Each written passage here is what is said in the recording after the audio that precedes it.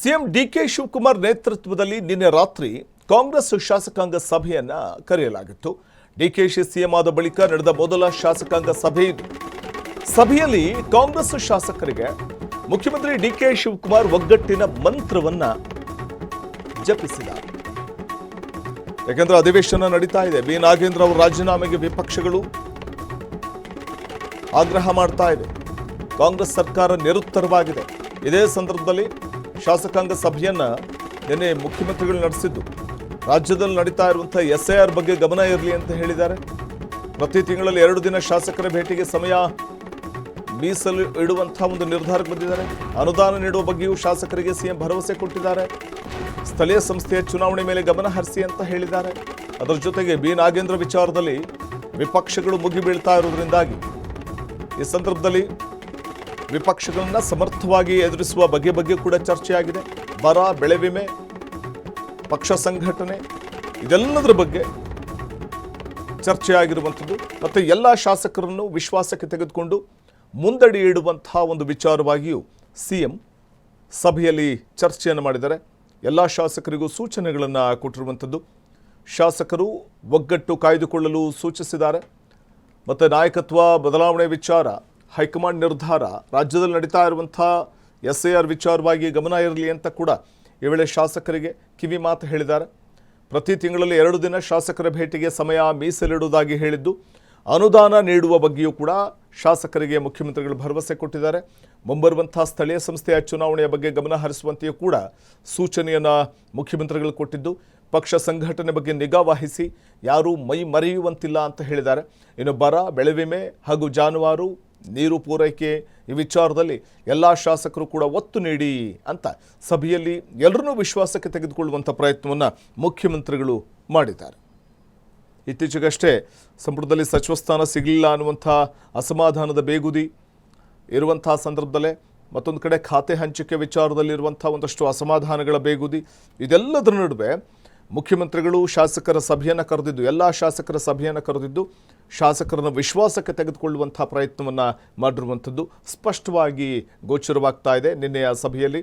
ಆ ಮೂಲಕ ಎಲ್ಲರನ್ನೂ ಕೂಡ ಒಗ್ಗಟ್ಟಾಗಿ ತೆಗೆದುಕೊಂಡು ಹೋಗಬೇಕು, ಎಲ್ಲರ ಅಸಮಾಧಾನವನ್ನು ಶಮನ ಮಾಡಬೇಕು ಅನ್ನುವಂಥ ಒಂದು ನಿಟ್ಟಿನಲ್ಲೂ ಕೂಡ ಮುಖ್ಯಮಂತ್ರಿಗಳು ಈ ಒಂದು ಸಭೆಯನ್ನು ನಡೆಸಿರುವಂಥದ್ದು ಸ್ಪಷ್ಟವಾಗಿ ಕಂಡು ಬರ್ತಾ ಇದೆ. ಮತ್ತಷ್ಟು ಮಾಹಿತಿ ಪಡೆಯೋಣ ನಮ್ಮ ಪ್ರತಿನಿಧಿ ಮಾರುತಿ ಅವರಿಂದ. ಮಾರುತಿ, ಸಿಎಂ ಡಿಕೆಶಿ ನೇತೃತ್ವದಲ್ಲಿ ನಿನ್ನೆ ನಡೆದಂಥ ಸಭೆ ಪ್ರಮುಖವಾಗಿ ಯಾವ ರೀತಿ ಮಹತ್ವ ಪಡ್ಕೊಂಡಿತ್ತು, ಯಾವೆಲ್ಲ ವಿಚಾರಗಳು ಈ ವೇಳೆ ಚರ್ಚೆಗೆ ಬಂದವು ಅಂತ?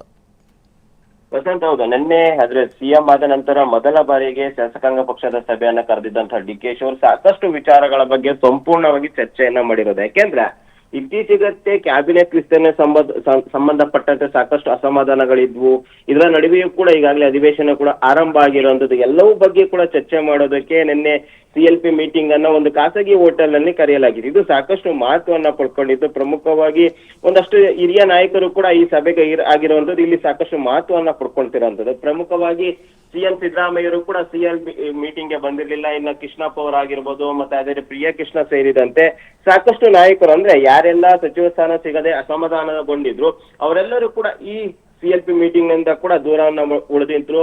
ಪ್ರಮುಖವಾಗಿ ಚಿಕ್ಕಬಳ್ಳಾಪುರ, ಕೋಲಾರದ ಹಲವು ಶಾಸಕರು ಕೂಡ CLP ಮೀಟಿಂಗ್ ಗೆ ಗೈರಾಗಿದ್ರು. ಇದು ಸಾಕಷ್ಟು ಚರ್ಚೆ ಈಗಾಗಲೇ ಕಾಂಗ್ರೆಸ್ ನಲ್ಲಿ ಶುರುವಾಗಿರೋದು. ಪ್ರಮುಖವಾಗಿ ಸಿದ್ದರಾಮಯ್ಯರು ತಮ್ಮ ಆಪ್ತರಿಗೆ ಮತ್ತು ತಾವು ಸೂಚಿಸಿದ ಶಾಸಕರಿಗೆ ಸಚಿವ ಸ್ಥಾನ ಕೊಟ್ಟಿಲ್ಲ ಅಂತ ಸಚಿವ ಸಂಪುಟ ವಿಸ್ತರಣೆ ಆದಾಗಿಂದಲೂ ಕೂಡ ಅವರು ಪಕ್ಷ ಒಂದ್ ರೀತಿಯಾದ ಸೈಲೆಂಟ್ ಆಗಿ ದೂರ ಉಳಿದಿರುವಂತದ್ದು ಎಲ್ಲವೂ ಕೂಡ ಸಾಕಷ್ಟು ಚರ್ಚೆಗೆ ಗ್ರಾಸವಾಗಿರೋದು. ಇನ್ನೊಂದ್ ಕಡೆ ಮೊದಲ ಬಾರಿಗೆ ಶಾಸಕಾಂಗ ಪಕ್ಷದ ಸಭೆ ಕರೆದಂತಹ ಡಿಕೆಶಿ ಸಾಕಷ್ಟು ಸೂಚನೆಗಳನ್ನ ಕೊಟ್ಟಿರೋದು. ಪ್ರಮುಖವಾಗಿ ಏನು ಅಧಿವೇಶನ ಆರಂಭ ಆಗಿದೆ, ಅಧಿವೇಶನದಲ್ಲಿ ವಿಪಕ್ಷಗಳು ಏನೆಲ್ಲ ವಿಚಾರಗಳನ್ನ ಪ್ರಸ್ತಾಪ ಮಾಡುತ್ತೆ ಅದನ್ನ ಒಗ್ಗಟ್ಟಿನಿಂದ ಎಲ್ಲರೂ ಕೂಡ ಎದುರಿಸಬೇಕು. ಪ್ರಮುಖವಾಗಿ ನಾಗೇಂದ್ರ ವಿಚಾರದಲ್ಲಿ ನಾವೆಲ್ಲರೂ ಕೂಡ ಅವರ ಬೆನ್ನೆಲ್ಲಿಗೆ ನಿಲ್ಸ್ಕೋಬೇಕು ಮತ್ತು ನಾಗೇಂದ್ರ ವಿಚಾರವಾಗಿ ಸಚಿವರಾಗಿರ್ಬೋದು, ಶಾಸಕರಾಗಿರ್ಬೋದು ಮತ್ತೆ MLCಗಳು ಎಲ್ಲರೂ ಕೂಡ ಒಗ್ಗಟ್ಟಿನಿಂದ ಅವರ ಪರವಾಗಿ ನಿಂತು ಮಾತನಾಡಬೇಕು ಅಂತ ಕೂಡ ಸೂಚನೆಯನ್ನ ಕೊಟ್ಟಿರುವಂತದ್ದು. ಮತ್ತೆ ಅದೇ ರೀತಿ ಅನುದಾನ ವಿಚಾರದಲ್ಲೂ ಕೂಡ ಏನು ಒಂದಷ್ಟು ಪ್ರಸ್ತಾಪಗಳು ಆಗಿರೋದು. ಅಂದ್ರೆ ನಮ್ಮ ಕ್ಷೇತ್ರಕ್ಕೆ ಅನುದಾನ ಬೇಕು ಅಂತ ಕೂಡ ಹೊಸದಾಗಿ ಆಯ್ಕೆ ಆಗಿರುವಂತಹ ಶಾಸಕರಾಗಿರ್ಬೋದು ಮತ್ತು ಹಿರಿಯ ಶಾಸಕರು ಕೂಡ ಡಿಕೆಶಿ ಮುಂದೆ ಪ್ರಸ್ತಾಪ ಮಾಡಿರೋದು. ಮಾಡಿರುವಂತದ್ದು. ಅದಕ್ಕೂ ಕೂಡ ಅವರು ಅನುಮೋದನೆ ಅಂದ್ರೆ ಒಂದ್ ರೀತಿಯಾದ ಸಮ್ಮತಿಯನ್ನ ಕೊಟ್ಟಿರೋದು. ಅಂದ್ರೆ ನಾನು ಅನುದಾನವನ್ನ ಸಂಬಂಧಪಟ್ಟಂತೆ ಚರ್ಚೆ ಮಾಡಿ ಅನುದಾನವನ್ನ ಕೂಡ ನಿಮ್ಗೆ ಒದಗಿಸ್ತೇನೆ ಅಂತ ಕೂಡ ನಿನ್ನೆ ನಡೆದಂತ CLP ಮೀಟಿಂಗ್ ನಲ್ಲೂ ಕೂಡ ಚರ್ಚೆಯನ್ನ ಮಾಡಿರೋದು. ಇನ್ನೊಂದ್ ಕಡೆ ಇದೇ ರೀತಿಯಾದಂತೆ ಏನ್ ಈಗ ಬರಗಾಲ, ಒಂದಷ್ಟು ಬರಗಾಲ ಇರುವಂತದ್ದು ಹಲವು ಜಿಲ್ಲೆಗಳಿಗೆ ಮತ್ತು ತಾಲೂಕುಗಳಲ್ಲೂ ಕೂಡ ಹೆಚ್ಚಿನ ಬರಗಾಲ ಇದೆ. ಅದ್ರ ಕಡೆ ಗಮನ ಹರಿಸಿ, ನೀರಿನ ಪೂರೈಕೆ ಕೂಡ ಗಮನ ಹರಿಸಿ ಮತ್ತು ಮೇವು ಪೂರೈಕೆ ಬಗ್ಗೆ ಸಂಬಂಧಪಟ್ಟಂತೆ ಕೂಡ ಶಾಸಕರು ಗಮನ ಹರಿಸ್ತಾ ಇರ್ಬೇಕು. ಅದ್ರ ಬಗ್ಗೆ ಕೂಡ ಹೆಚ್ಚಿನ ಗಮನವನ್ನ ಕೊಡಬೇಕು ಅಂತ ಸೂಚನೆಯನ್ನ ಕೊಟ್ಟಿರೋಂಥದ್ದು. ಇನ್ನ ಈ ಉಭಯ ಸದನದಲ್ಲೂ ಕೂಡ ಒಟ್ಟಾಗಿ ಪ್ರಸ್ತಾಪವನ್ನ ಮಾಡ್ಬೇಕು. ಈಗಾಗಲೇ ಬಿಜೆಪಿ ಮತ್ತು JDS ಅವರು ಒಟ್ಟಾಗಿ ಬರ್ತಿದ್ದಾರೆ. ಅದರಿಂದಾಗಿ ನಾವೆಲ್ಲರೂ ಕೂಡ ಒಟ್ಟಾಗಿ ಅವರು ಕೇಳುವಂತ ಎಲ್ಲಾ ಪ್ರಶ್ನೆಗಳಿಗೂ ಕೂಡ ಉತ್ತರವನ್ನ ಸಮರ್ಪಕವಾಗಿ ಕೊಡ್ಬೇಕು. ಯಾಕೆಂದ್ರೆ ಈಗಾಗಲೇ ಎಲ್ಲರ ಮೇಲೂ ಕೂಡ ಹಗರಣಗಳ ಆರೋಪ ಇದೆ. DKಶಿ ಮೇಲಿದೆ, ಅದೇ HDK ಮೇಲಿದೆ, ಮತ್ತೆ ಸಾಕಷ್ಟು ಕಾಂಗ್ರೆಸ್ ಮತ್ತು JDS ನಾಯಕರ ಮೇಲೂ ಕೂಡ ಹಗರಣ ಇದೆ. ಅದ್ರ ಬಗ್ಗೆ ಕೂಡ ನೀವು ಪ್ರಸ್ತಾಪ ಮಾಡಬೇಕು, ಎಲ್ಲವೂ ಕೂಡ ಎದುರಿಸಬೇಕು ಅಂತ ಸೂಚನೆಯನ್ನ ಕೊಟ್ಟಿರುವಂತದ್ದು ವಸಂತ. ಓಕೆ, ಧನ್ಯವಾದ ಮಾರುತಿ ತಮ್ಮ ಮಾಹಿತಿಗಾಗಿ.